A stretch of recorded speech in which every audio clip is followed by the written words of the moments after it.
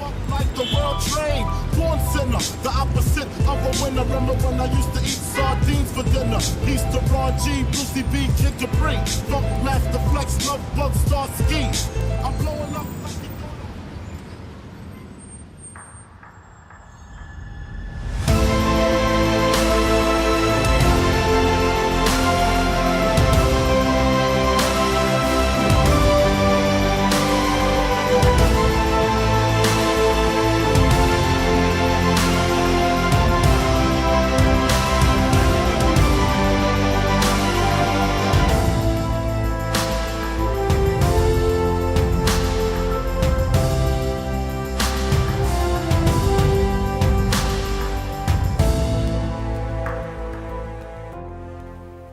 Hey everybody, welcome back to the channel. I'm so glad you're here with me this weekend. First of all, I hope you enjoyed that B-roll. It took a long time to edit and I wanted to actually take the time to put something really cool together to show you kind of the behind the scenes of that photo shoot with Spidey, and it was absolutely awesome.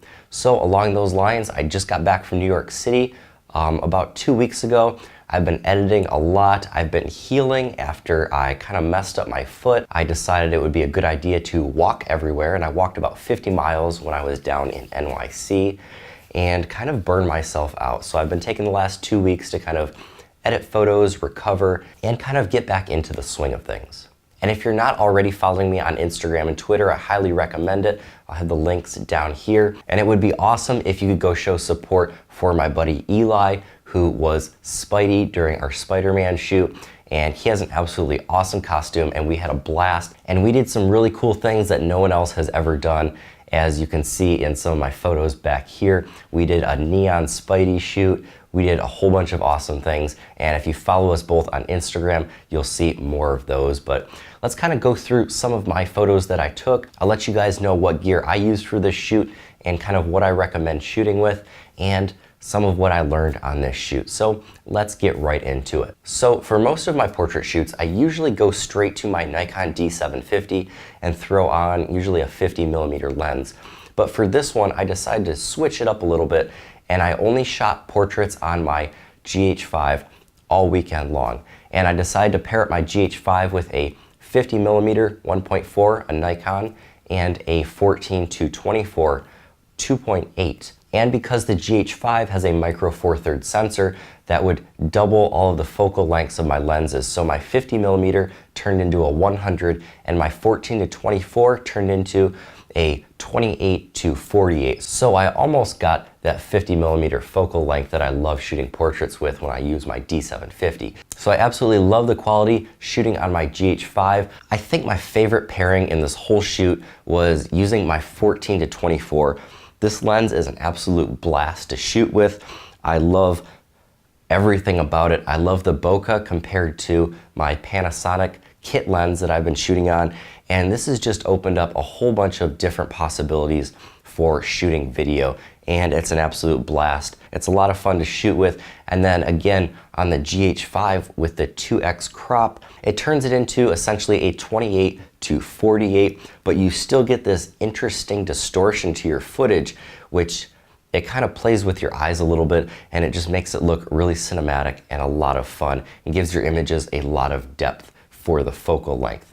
So highly recommend this lens. Highly recommend if you don't already have a nifty 50. These lenses are a whole bunch of fun and they let you basically see in the dark. This is a 1.8. I also have a 50mm 1.4. And I absolutely love this lens for portraits because of the super shallow depth of field, especially if you're getting right up in someone's face. I took some pictures of Spider-Man with this, and we had the World Trade Center building in the background, and all the bokeh was just gorgeous in the background. Everything was just blown out and glittery bokeh, and I have to recommend, if you don't already have a 50 1.4 or 1.8, pick up one of these lenses. They're a blast. So another piece of equipment that I love to use is my prism. Prisms are really fun. They let you do some cool transitions. You get to break up the light into a bunch of other different colors, and you can play around with transitions and kind of do some interesting stuff with it. I love using it for portraits and reflections, just holding it underneath my lens. It's a little hack I use for hiding some unwanted things. If there's a bunch of people walking down the street and maybe I'm doing a neon portrait, I can hold this up and cover up the people down the street that I don't want to see, and it helps you focus your eyes towards another part of the image. So I definitely say this is a great tool to carry around in your bag. Even during the daylight, I carry this around, but it really comes in handy and it really shines at night. And one last tool that I used on this shoot, and it's a huge part of photography and it's always overlooked, would be a light. Right now, this light I'm using as a rim light over here, and it's just a little LED panel light. You can pick it up for super cheap off of Amazon. I'll give you guys some links down below as well for some options. But even when you're shooting low light photography, you still need light. You can't shoot without light. Your images are gonna end up super grainy because you have to bump up your ISO, and that's just not fun. Low light images always work best when you have some sort of light, especially a light that you can control, like a little LED panel that you can use to accent the lights that already exist and just make your pictures look awesome. So I definitely recommend picking up an LED panel light. That came in handy for every single Spider-Man photo that we shot that evening. So that was the gear that I used for this shoot. I like packing lightweight, everything that can fit into my BP 150. Just, you know, run and gun style, that's my style. I like having my gear as small and lightweight as possible so I can bounce back and forth between different areas as quickly as possible and not be lugged down by a bunch of super heavy gear.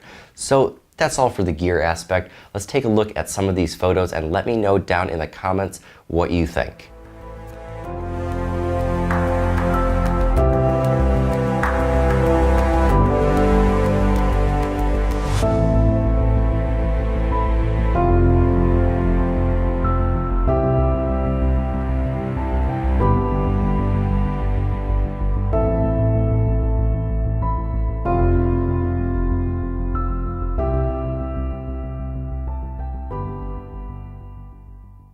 So as you can see in those photos, I usually use the street lights for my main lights and use that LED panel just to separate Spider-Man from the background.